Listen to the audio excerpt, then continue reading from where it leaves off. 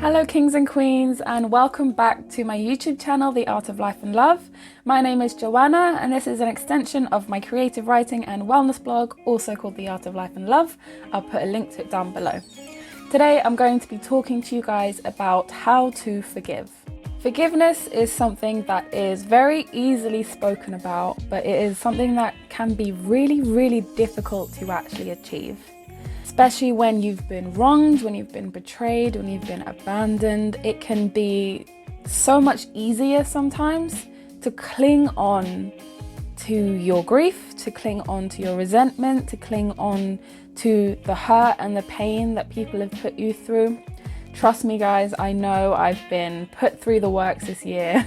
As most of you who've been watching my videos from the start will know, I've had quite a traumatic year on top of everything coronavirus related, as if, you know, a pandemic wasn't enough for one person to go through. And if you want to check out more about what those have been, go ahead and check out my video where I talk about everything that I've been through this year and how it's helped me and how in turn I'm now helping you guys. But this video today is really fresh for me. It's really fresh, it's really personal.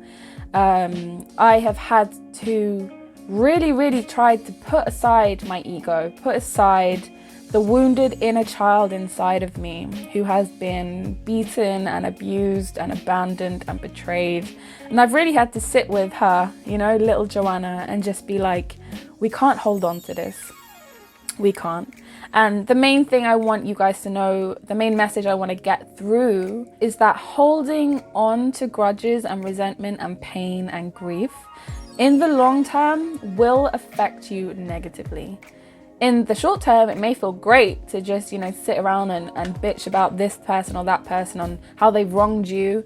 It may feel really gratuitous to, you know, put them down, to broadcast. But my motto this year has had to be, when they go low, we go high.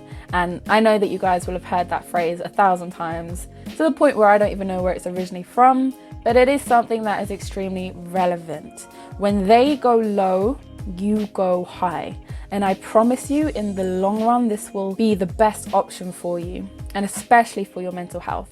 Because when you hold on to pain and you hold on to resentment, it's like holding on to a hot rod with the intention of hitting someone else. You are just going to burn yourself. And it's a heaviness as well. Like, it really, like, I'm the kind of person, I'm quite confrontational, but I also really dislike conflict. Like, I'm very quick to defend myself, defend those around me, put myself out there for the causes that I believe in, but they weigh on me very heavily. And this is something that I've had to come to terms with, something I've had to realize. Like, the detriment to your mental health is not worth it. So that's why in this video, I'm going to be talking to you about how you can forgive people. So the very first thing that I need you guys to do when you've been wronged is to accept the fact that you have been wronged. You know, as I was saying in my previous video about grief, the first stage of grief is denial. And the one thing that you need to remember is that when you have been grieved, when someone has grieved you, the first thing you may want to do is deny that you're in pain. That's your pride talking, that's your ego talking. If you can get into a conflict with someone that you respect and love, and then they hurt you, and instead you turn around with denial and anger, you kind of like, no, they didn't hurt me. Who are they to hurt me? You know, and then you get into this kind of like attitude mindset of like, no, me, they didn't hurt me, I hurt them. What are you talking about? You need to accept that you have been hurt by someone you believed loved you, someone you believed would always be there for you, someone you believed you would never get into conflict with. They have hurt you, and that is the first thing you need to understand. You need to accept that from this conflict, there is now pain that you need to process. There is now grief because you have been grieved by this person. The next thing you can do, and this may seem really difficult, Lord knows, but once you've realized that this person has hurt you or their actions have hurt you, whether intentionally or unintentionally, I think it is a very beneficial thing to be able to practice empathy. So when I talk about empathy, I'm talking about putting yourself in that other person's shoes. Shift yourself into their perspective and try to understand their side. Now, you don't have to talk to them to do this, especially if, you know, you may not be ready to talk to them. It may have been a conflict that seems quite irreversible, so maybe you don't even want to go anywhere near that. You know, maybe it's by someone that you deem toxic and has hurt you multiple times before and you're finally done. Whatever it is, you do not need to talk to them. You do not need to engage in any more conversation with them in order to understand where they're coming from.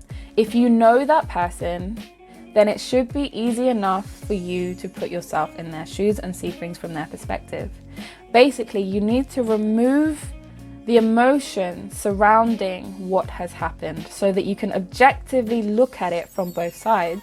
But when you objectively step back, which I understand is hard, trust me, you can see where they're coming from. Now, this doesn't mean that you need to accept where they're coming from. This is not what I'm saying. But you can still understand their point of view. And once you do that, it will be a lot easier to come to terms with what has happened. Which leads into my next point, is that you need to understand that you are you and they are them. Now, what I mean by that is you are two separate people. You are two separate entities. You've had completely different experiences. Everything that's happened to you and made you who you are is completely unique. The way that you've been brought up, the experiences you've had, the people that you've spoken to, the way that you process emotions, all of it is going to be different to the person that you are in conflict with. And once you understand that, it leads off of my previous point, you'll be able to understand them better. So when it comes to actually forgiving the person, now this is obviously the hardest part. You know, you can understand each other till the cows come home. You can have empathy, you can see both sides. But at the end of the day, forgiveness is a choice. Are you going to hold on to that resentment? Are you going to hold on to that pain? Or are you going to let it go? And one thing I want to say about forgiveness is that you are not forgiving that person for them. You are forgiving that person for you, because you are the most important person in your life. And because holding on to resentment is so detrimental for your mental health. Holding on to any sort of conflict, any sort of negative emotion is going to be bad for you. And if it's bad for your mental health, then it will manifest itself in ways that you may not see coming, you may not expect. It may manifest in physical ways. For me, it was anxiety and panic attacks. Sometimes it's extreme moodiness. Sometimes you fall into a deep depression. And once you understand that you have the power over your mental health and you have the power over your emotions, then you can choose to do what's best for you, what's best for your mental health, and forgive. Like everything else, forgiveness is a process. So you're not going to wake up one day and go, boom, they're forgiven, I forgive them. But you can do things. You can use a letting go ritual. I'll put my one up here if you guys want to have a look at that. You can process by feeling. Forgive. Forgive for you. Forgive because what forgiveness means is to let go. You are letting go of your grudges. You are letting go of your resentment. You're letting go of the need to be right, the need to be tense with this negative emotion. Forgiveness is for you, it is not for the other person. Because you can forgive someone and not even tell them. Which leads into my next point. These are all lining up very nicely. This leads into my next point, that you can now choose what to do. Once you've forgiven them, so forgiveness is a solo project. It is a solo piece of work.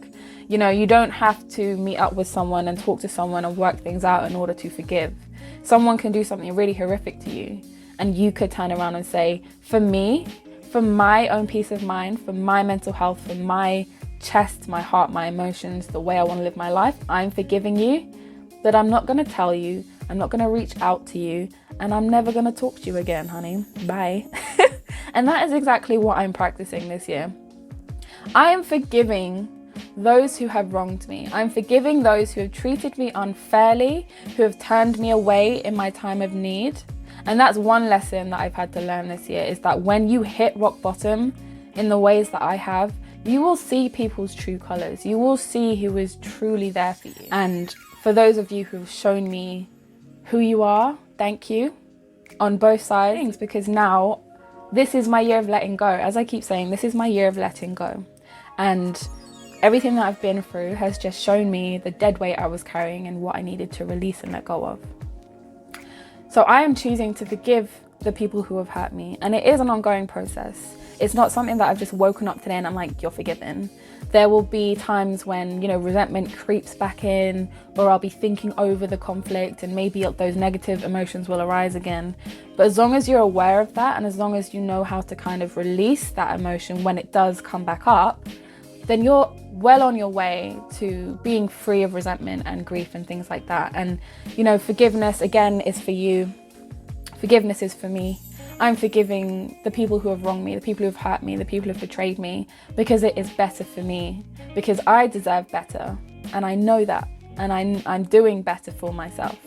So that's my next point, basically. You can choose whether or not you want to be in that person's life or if you want them to be in your life.